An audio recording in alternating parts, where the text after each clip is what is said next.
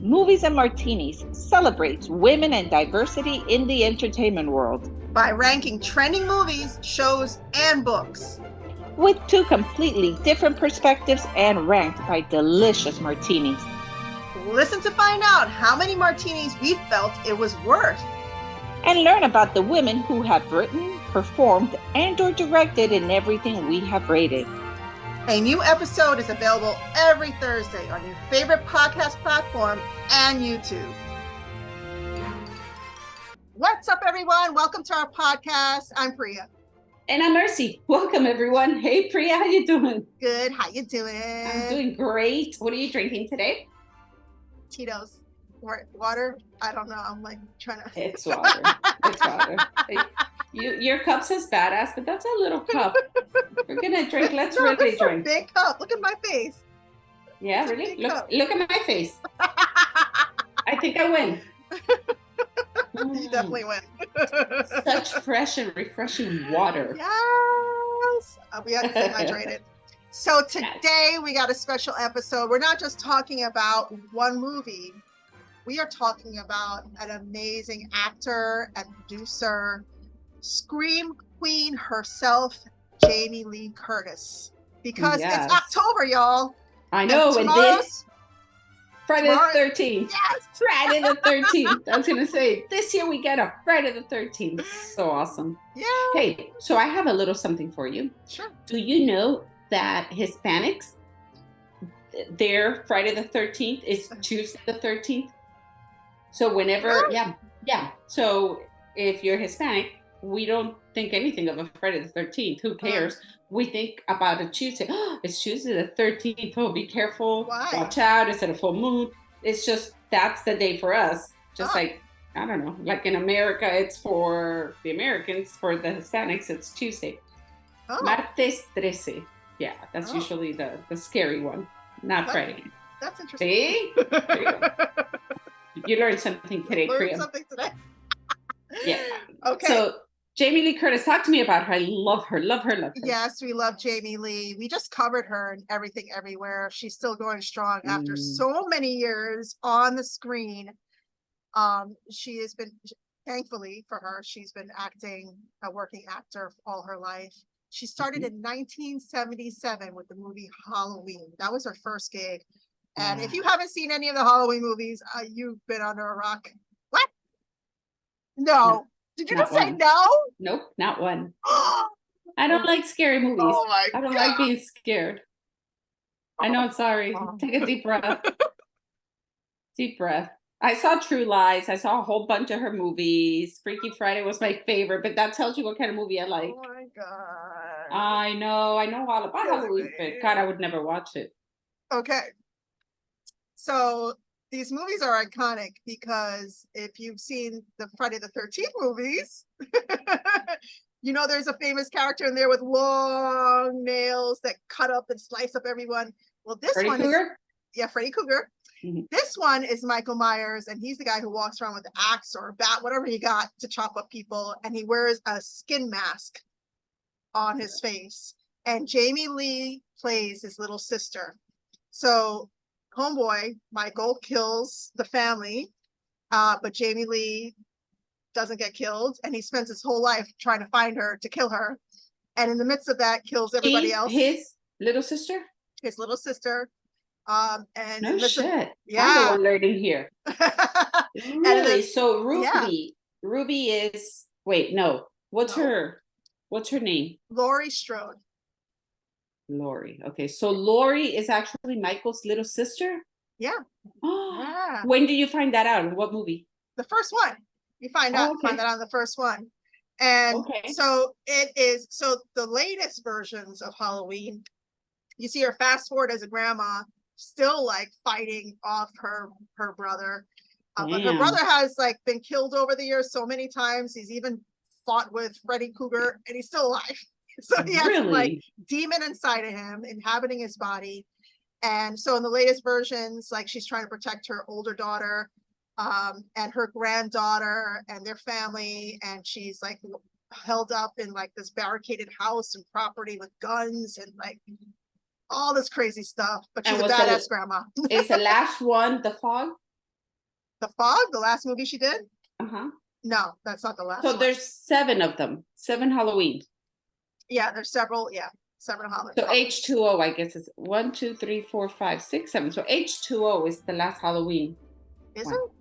No. I guess. It says Halloween, then Halloween ends, Halloween kills, Halloween something, then it's Halloween with a big H in the middle, and then H2O. Okay, there you go. I don't know why The Fog comes as part of the Halloween I don't know about that franchise. Yeah, I'm totally clueless but about there's that. 7. There's 7 of them. So did you watch all 7? Yes, I have, because every Which was year. The best? Nothing beats the first one, because it's so nostalgic, and like, you know, it's like, it's obviously produced differently because it was 1977. And it's just fresh and new. Like, as the story goes on, they have to find new ways of killing people, new storylines, people are getting older, blah, blah, blah. But it's nothing like the first one. And seeing Jamie Lee with her feathered, like Farrah Fawcett haircut as a teenager, there's nothing like the first one. Yeah.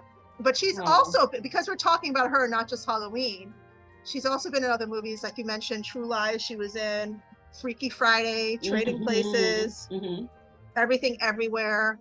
And she's iconic. She's won so many awards, and she's very outspoken. Like, if you see her on social media, if you follow on Instagram, she's very outspoken about stuff. You know, things are happening right now with SAG and their strike, and she's very outspoken about that. And she's just amazing. And you heard when she got invited to the Oscars dinner, and the dinner was at 9. This last Oscars. During the last Oscars, she was invited to a dinner, a pre-dinner to the Oscars for those that were nominated, and it was at 9 p.m. And she said, "Oh, absolutely not! I'm in my pajama by then." And that was her excuse. It's too late. I'm already sleeping by 9 o'clock. But she's right, though. Like, so, and they interviewed her about it, and she said, "If I arrive there at 9. By the time we chit chat with everybody, and you have the drinks and you have the desserts, I'm not going to eat until probably 11. How am I going to digest that, to get to bed, to do my whole routine, to go to..." It's too much. Yeah. She goes, absolutely not. And she didn't go, and she stood her ground with her authentic self, which was beautiful.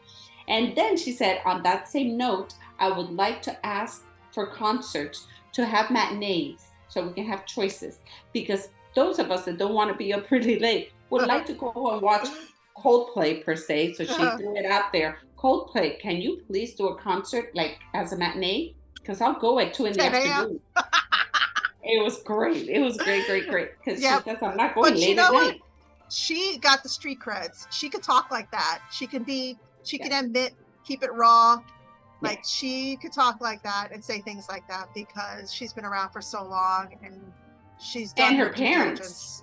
She had like really, really, really popular parents. Her dad was Tony Curtis, right? And the mom, who was her mom? Her mom was really huge too. Janet Leigh. Yeah. So her parents were huge.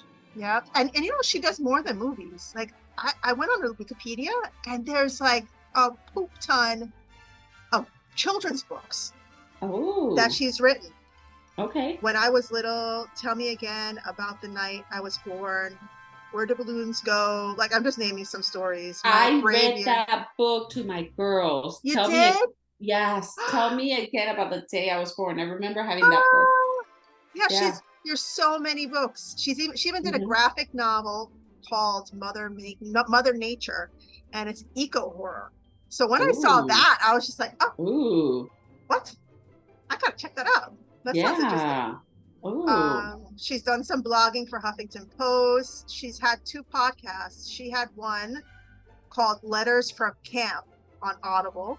Okay. And then she had one called Good Friend with Jamie Lee Curtis for iHeartRadio in 2021. And of course, she's been involved politically about stuff, you know, women's rights for so long. And she's a philanthropist. So she's done so much. Like, talk about a life well lived. Like, she's done so much. Full circle, right? Yeah. Full I circle. was looking, she was in Knives Out also. Knives Out? Knives Out. Knives Out. Oh, yes. Yes, Knives she Out. was. Yeah, I remember that. She's so much fun to watch, and I love her. She really is. I love her too.